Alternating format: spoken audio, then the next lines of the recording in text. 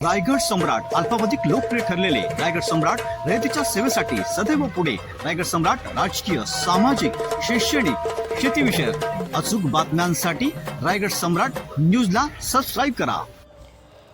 डोंबिवली नागरिक सहकारी बँक पनवेल शाखेच्या वतीने 7 मार्च रोजी आंतरराष्ट्रीय महिला दिन उत्साह साजरा करण्यात आला. कार्यक्रमाची सुरुवात मान्यवरांच्या हस्ते दीपप्रज्वलन करून करण्यात आली. या कार्यक्रमासाठी प्रमुख पाहुण्या म्हणून ॲडव्होकेट अंजली भुजबळ, डॉक्टर तन्वी बांदोडकर आणि उद्योजिका स्वराली साखरे उपस्थित होत्या. त्यांच्या हस्ते कार्यक्रमाचे उद्घाटन करण्यात आले.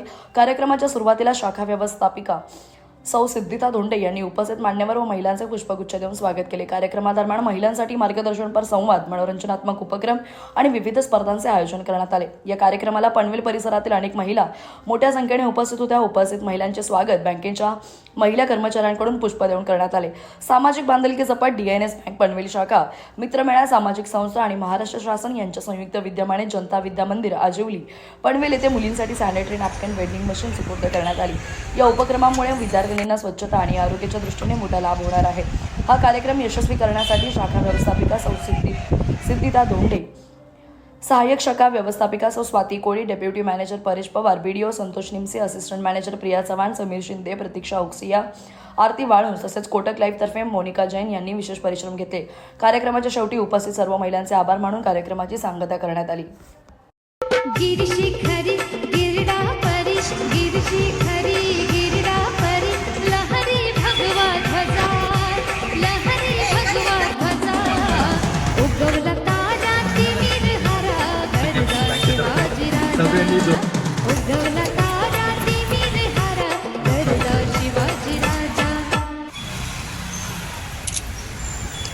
बँकेने खूप छानरित्या महिला दिन साजरा केला. वेगवेगळे विविध खेळ घेतलेत आणि महिलांचे अजूनही चांगले आधुनिक विचार इथे मांडलेत. याच्याबद्दल मी DNSचे मला इथे प्रमुख पाहुणे बोलवल्याबद्दल मी त्यांची खूप खूप आभारी आहे. पुढेही देखील अजून त्यांच्या वाटचालीसाठी मी शुभेच्छा देऊ इच्छिते इथे आणि त्यांना भरपूर शुभेच्छा देते की त्यांनी भरपूर त्यांचा अजून शाखा अजून खोलाव्यात आणि अजून लोकांना अशीच मदत करावी. इथेच जे महिलांना अति गरजू असतं, जे सॅनिटरी नॅपकिन्स आपल्याला अवेलेबल होत नसतात इथे बऱ्याच ठिकाणी इमर्जन्सीच्या पिरियडला, तर त्यांनी इथे त्याचं मशीन इथे देऊ केलेलं आहे त्यांना महिला दिनानिमित्ताने. तर ते सुद्धा एक चांगलं उपक्रम आहे. त्याच्यासाठी मी DNS ह्या शाखेचे ते थँक्यू असे म्हणते. त्यांनी ते खूप छान उपक्रम केलेला आहे हा, आणि हा उपक्रम नक्कीच अजून पुढे त्यांनी इतर पण जे गरजू आहेत शाळा, शाखा किंवा इतर अजून काही इतर ठिकाणी सुद्धा अजून जिथे जिथे गरज लागते महिलांना तिथे त्यांनी ते पुरवावे असे मी त्यांना सांगू इच्छिते. मी गेली 5 वर्ष माझ्या व्यवसायाच्या निमित्ताने या बँकेशी जोडली गेली खरं तर, आणि माझा व्यवसाय आज जिथे आहे त्याच्यामध्ये DNS बँकेचा खूप मोठा वाटा आहे.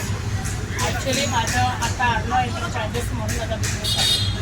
लॉकडाऊनच्या काळामध्ये माझा बिझनेस जो पूर्ण शून्यात गेला, जे सगळ्यांना लॉस झाला म्हणजे माझाही लॉस झाला.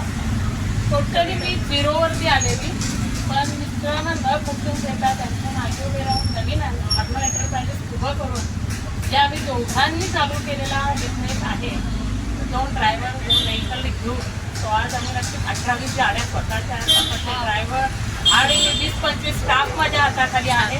या 5 वर्षाच्या या कालावधीमध्ये जे काही प्रसंग आले त्याला उभं राहणं खूप गरजेचं होतं. या सगळ्यामध्ये बँकेने DNS बँकेचा खूप मोठा वाटा आहे.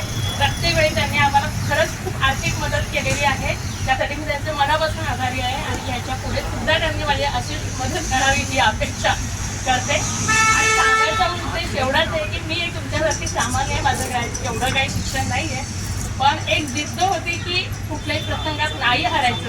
कारण त्यावेळीची कंडिशन अशी होती की माझे मिस्टर करोना पॉझिटिव्ह होते, माझा छोटा 5 वर्षाचा मुलगा पॉझिटिव्ह होता, मी स्वतः प्रेग्नेंट होते आणि माझे सासरे त्यात वारले आणि त्यात मी झिरोवर आले. त्यातही न खचून जाता एवढं करणं आजच्या परिस्थितीत नक्कीच माझा बिझनेस खूप चांगला आणि यशस्वीरित्या मी सांभाळते असं मला वाटतं. त्यामुळे प्रत्येक व्यक्तीची कुठल्याही प्रसंगाला न खचून जाता सरळ उभं राहणं ठामपणे हेच मेन आहे असं मला वाटतं.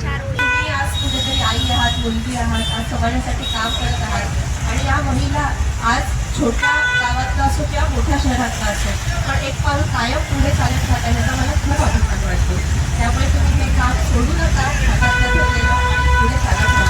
कारण आज आपण महिला म्हणून म्हणतो की आपण आज काहीतरी काम करतो, पण मला आठवण करून द्यायला आवडेल की सावित्रीबाई फुले जेव्हा पहिल्या घरातलं पाऊल टाकत असतील त्यांना किती जड वाटत असेल.